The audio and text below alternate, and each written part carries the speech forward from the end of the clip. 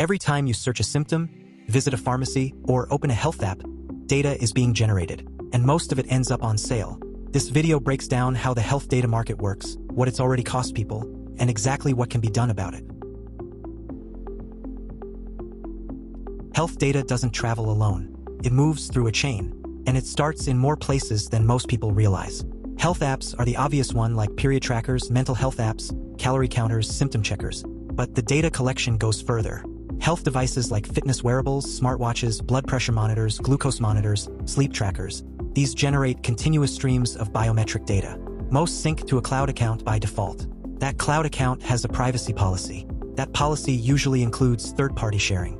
Offline health forms and documents like paper forms filled out at a clinic, hospital intake forms, insurance claim forms, prescription records. These get digitized. Once digitized, they enter the same data ecosystem. In many countries, healthcare providers sell or license anonymized patient data to research firms and aggregators. The form filled out in a waiting room doesn't stay in that waiting room. All of this flows to aggregators, companies that collect from thousands of sources, strip some names out, and package it for sale. Then come the data brokers. They build detailed health profiles on millions of people and sell access to insurers, employers, advertisers, and anyone else willing to pay. The gap in most countries is this: health privacy laws cover hospitals and clinics directly. The moment data leaves and reaches a broker, those protections largely don't follow. And de-identified data isn't as safe as it sounds. Researchers have shown that combining just a few data points like age, location, and one health condition is often enough to re-identify someone. This isn't theoretical. This is more prominent than most think. When someone tells an app they're struggling, that information can shape what ads follow them across the internet. In countries where reproductive rights are restricted, period and fertility data has been used as evidence in legal cases.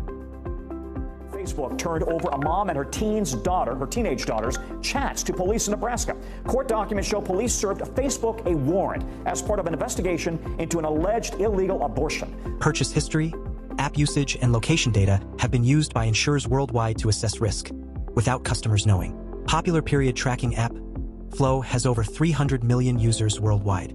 Buried in its privacy policy is a list of third-party companies receiving user data, advertisers, analytics platforms, and more.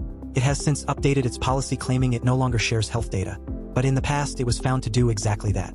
The policy can change. The data that was already collected cannot. Nobody read it before downloading. That's exactly how it's designed. Here's what you can do right now to have more control over your health data. In any health app, the goal is the same. Revoke unnecessary permissions, block cloud sync where possible, delete and withdraw consent to data processing wherever the option exists. Also, make a habit of deleting data periodically. Don't let it accumulate indefinitely. Here's exactly what that looks like on the most common apps and platforms. On Android, if you are using Samsung Health, start by going to App Info and reviewing every permission the app has. Remove anything it doesn't strictly need for what you actually use it for. Then inside Samsung Health settings, turn off sync with Samsung Cloud and make sure personalized Samsung Health is not enabled. Under Connected Apps and Services, review every app and service listed and remove or restrict what each one can access. Under Health Connect, choose carefully how much fitness and wellness data Samsung Health can read and write. Finally, do not consent to processing of health and wellness data or tracking data, and make a habit of deleting your data from time to time.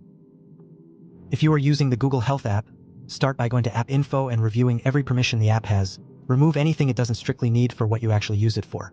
Then open Google Health settings and find Research and Product Development. Make sure consent has not been given to this. Then under your data in Google Health, delete your health data regularly.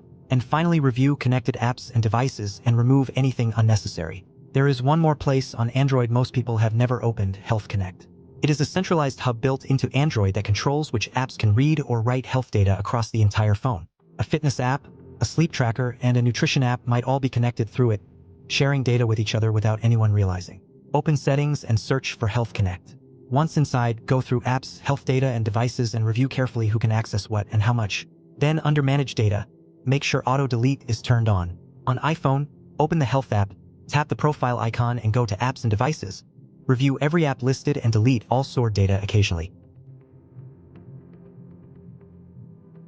Under Research Studies, do not give access to health data.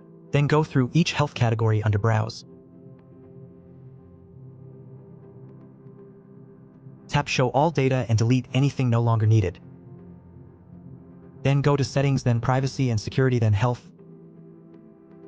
Apps and Research Studies settings can be reviewed here too. While here, Set a deletion time for headphone audio levels. Then scroll down to motion and fitness and turn off fitness tracking if it is not being actively used. Finally, go to settings, then the Apple ID, then iCloud, then health, and turn off iCloud sync for health data. Because storing health data in the cloud, even encrypted, means it sits on someone else's server.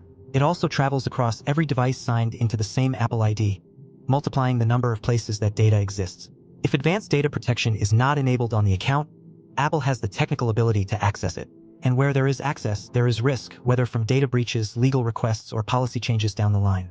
When filling in any health form at a clinic, pharmacy, or hospital, look for any checkbox that mentions data sharing, research, or marketing. These are often pre-ticked. Untick them. Ask the provider directly whether the facility shares patient data with third parties. In many countries, there is a legal right to decline non-essential data sharing. Most people never ask, but asking creates a record, and putting any request in writing makes it harder to ignore. Health data is the most personal data there is, and right now, most people have no idea how widely it's being traded, through apps, devices, and forms they interact with every day. Start with one thing today. Revoke one permission. Untick one box. Small steps taken consistently add up.